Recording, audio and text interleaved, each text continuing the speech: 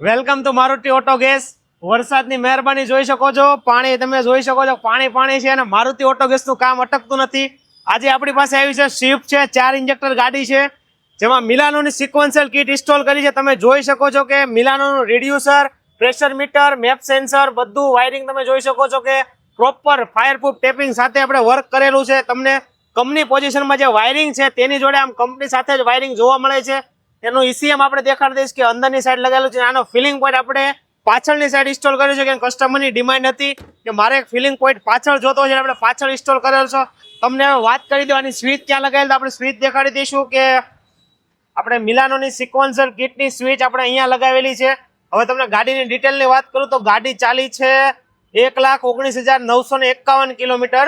ગાડી ટોટલ પેટ્રોલમાં ચાલેલી છે। હવે ભાઈ પૈસાની બચત કરવાની છે સીએનજીમાં ચલાવીને, તો તમે પણ સીએનજી કરાવવા માંગો છો મારુતિ ઓટો ગેસનો સંપર્ક કરો। જો તમારી સ્વિફ્ટ ગાડી છે ને બૂટ સ્પેસની વાત જોઈએ છે તો બૂટ સ્પેસ માટે સીએનજીમાં તમને કેટલી મળશે એ પણ લાઈવ બતાવીશ।